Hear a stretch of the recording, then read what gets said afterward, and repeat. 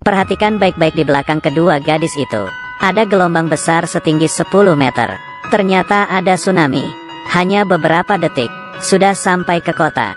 Tapi yang lebih menakutkan adalah 3 menit yang lalu, mobil yang membawa buaya Afrika raksasa mengemudi di jalan menuju Chinatown. Tapi di tengah-tengah jalan, mobil itu dihentikan oleh penduduk. Pria yang keluar dari mobil ini adalah pemeran utamanya. Dia bekerja untuk properti di Savo. Karena kondisi yang keras untuk pembongkaran, penduduk itu menghentikan mereka. Dan yang memimpin adalah putri penjual jahe tua. Saat sekelompok orang berteriak dengan berisik, tiba-tiba ada gempa. Kawanan burung terbang melewatinya, berbalik badan dan melihat bahwa ada tsunami setinggi puluhan meter. Dan sekarang sudah terlambat untuk lari. Sekelompok orang ditelan oleh tsunami dalam sekejap. Setelah tsunami terjadi, kota ini menjadi lautan. Buayanya juga lari dari kandang ini. Wanita yang sedang menggendong bayi itu tidak memperhatikan.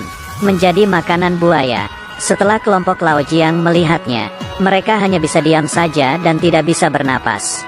Tapi saat ini, bawahan Laojiang secara tidak sengaja membuat suara. Dengan ini, buaya itu berhasil menemukan yang lain. Saat panik, semua orang bersembunyi di supermarket. Tapi tas dari pria berbaju putih itu terikat di sepeda. Tidak peduli bagaimanapun orang-orang memanggilnya, dia masih ingin mendapatkan tas itu kembali. Detik selanjutnya, beberapa orang hanya bersembunyi di supermarket untuk sementara waktu. Xiaohu Asma. Untungnya pria berkacamata itu adalah seorang dokter. Mengajarkan Xiaohu untuk mengatur napasnya untuk sementara waktu. Tapi ini bukan solusi jangka panjang. Cara terbaik adalah pergi ke kliniknya untuk mendapatkan obatnya. Tapi saat ini buaya itu masih berada di luar dan tidak bisa keluar sama sekali. Saat mereka kebingungan, Paman Le, pemilik supermarket tiba-tiba berpikir, dapat naik ke klinik lewat saluran ventilasi. Pria berwajah panjang dan dokter itu pergi untuk mendapatkan obat. Pria ini bertanggung jawab untuk menyambungkan saluran ventilasi. Saat waktu bersamaan, penasihat itu menemui Savo, meminta agar lebih banyak orang dikirim untuk menyelamatkan di daerah yang terkena bencana. Tapi Savo sangat serakah untuk kepentingannya sendiri. Memerintahkan bawahan untuk mengalirkan air yang tergenang ke daerah perkotaan utama. Jadi bisa melakukan keduanya. Pertama, itu bisa membuat air di daerah perkotaan cepat turun. Dengan demikian mengurangi kerugian. Yang kedua dapat menguasai daerah Chinatown. Mereka yang tidak pindah, para anggota dewan harus mematuhi meskipun mereka tidak mau. Pria berwajah panjang dan dokter itu baru saja akan pergi mengambil obat. Sesuatu yang tidak terduga terjadi. Pria ini baru saja membantu temannya naik ke rak. Tiba-tiba seperti ada sesuatu di belakangnya. Dia melihat ke sekeliling tetapi tidak menemukan apa-apa. Saat dokter hendak masuk ke saluran ventilasi, buaya itu memakan pria itu dalam satu gigitan. Lalu menjatuhkan rak itu di saat bersamaan. Laojiang dengan cepat meraih tangan dokter.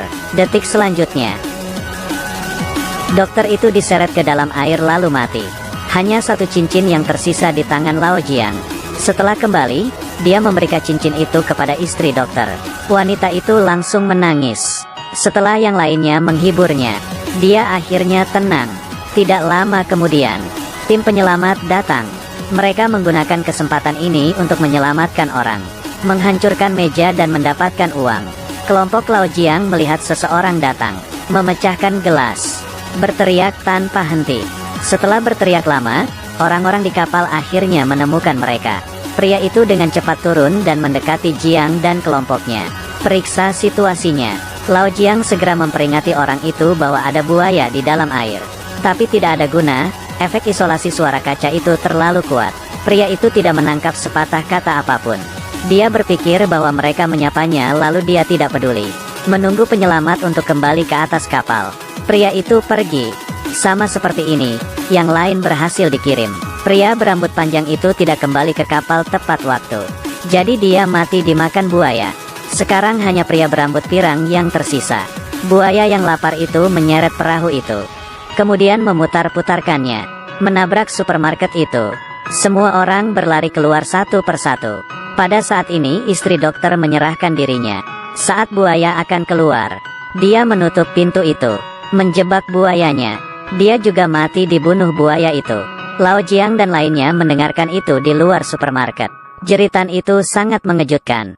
Hujan itu bercampur air mata. Pesawat penyelamat tiba saat orang-orang masih sedih. Sekelompok orang bergegas lari ke atas gedung, terus melambai untuk meminta tolong. Orang-orang di pesawat akhirnya menemukan mereka. Tepat ketika Lao Jiang mengira mereka sudah terselamatkan, helikopter itu menerima pesan dari Safo. Pilot itu terpaksa kembali, tapi pria ini diam-diam merekam video itu.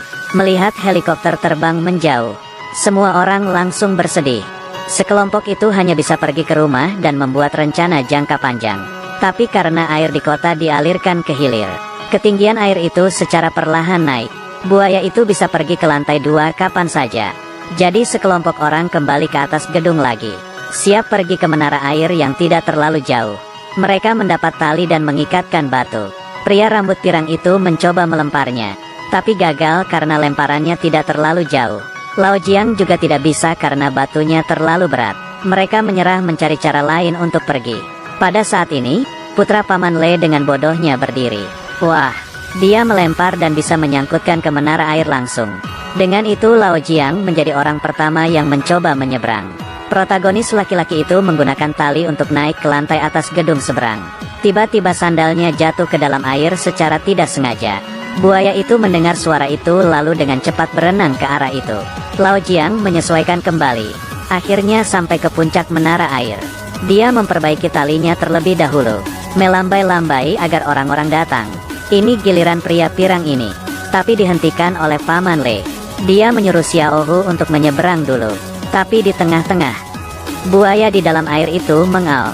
Xiao Hu tiba-tiba panik melihat buaya itu. Pria pirang ini tidak sabar. Saat Paman Le tidak melihat, dia menaiki tali itu, tapi tali itu tidak dapat menahan mereka berdua. Talinya langsung terputus dalam sekejap. Pria pirang itu langsung jatuh ke air. Untungnya Paman Le bereaksi dengan cepat dan meraih tali itu. Keduanya bekerja sama untuk menarik Xiao Hu ke atas. Pria pirang itu tidak beruntung, menjadi makanan buaya. Xiao Hu mengambil kesempatan itu untuk memanjat. Untuk Paman Le, karena talinya tidak cukup panjang, satu orang harus tertinggal untuk menarik tali. Paman Le mengambil kesempatan untuk hidupnya, membiarkan anaknya yang bodoh lewat. Ini adalah sepenuhnya menunjukkan kebesaran cinta seorang ayah. Paman Le menarik tali seperti ini. Lao Jiang naik selangkah demi selangkah. Akhirnya 3 orang berhasil naik ke titik tertinggi menara air. Tapi Paman Le terendam air lalu dia meninggal. Pada saat yang sama, video itu terungkap. Sejumlah wartawan berbondong-bondong, satu demi satu menanyakan kebenaran masalah ini. Anggota dewan terpaksa pergi ke Safo lagi, tapi Safo tidak memberinya wajah. Karena posisinya sebagai anggota dewan, Safo memilihnya. Anggota dewan hanya bisa pergi dengan marah, mengorganisir penyelamatannya sendiri. Dalam waktu singkat, pesawat menemukan lokasi kelompok Lao Jiang, memberikan tangga dengan lancar. Tapi dengan 3 orang memanjat, tiba-tiba helikopter bergetar. Ternyata buaya itu muncul lagi. Dia menggigit tangga itu dan berenang jauh. Beberapa orang dan helikopter diseret, jatuh ke air satu persatu. Ketika Lao Jiang bangun, dia sudah berada di ambulans, dan Safo ada di sisinya. Lao Jiang langsung menanyakan di mana putrinya. Tapi Safo membuat syarat, ingin tahu keberadaan putrimu, harus mengakui dan percaya. Kamu melakukan hal yang menunda peringatan tsunami, supaya Lao Jiang kembali. Untuk mengetahui keberadaan putrinya, Lao Jiang harus setuju. Lalu pada konferensi pers, Safo menjadikan dirinya pahlawan yang menangkap buaya. Tapi Lao Jiang menjadi orang yang bersalah. Tapi pada detik terakhir, Lao Jiang dengan tegas berbalik, dan memutar rekaman Safo yang mengancamnya. Safo menggunakan trik berbahaya saat dia melihat masalah besar itu terungkap. Melepaskan buaya dalam sangkar, membuat kekacauan di sana untuk sementara. Orang-orang berlarian. Lao Jiang langsung menanyakan keberadaannya, tapi Safo berkata bahwa dia satu-satunya yang selamat. Setelah berbicara tentang anggota kongres, dia membawa Safo pergi. Dan buaya itu masih mengejar manusia-manusia di jalan. Lao Jiang melihat buaya itu di depannya, berpikir bahwa Paman Le menelepon sebelumnya. Dia bisa diposisikan di posisi yang kuat. Pada saat ini, buaya itu sudah berada di stasiun kereta bawah tanah. Pecahan kaca yang hilang. Jadi, apakah Putri Lao Jiang masih hidup? Kemana buaya itu pergi? Spoiler yang tidak nyaman karena alasan material. Aku hanya bisa merekomendasikan kalian semua untuk menonton film ini. Oke, itu saja. Saya Xiao Ge, Terima kasih sudah menonton. Jangan lupa subscribe. Selamat tinggal, kita akan berjumpa.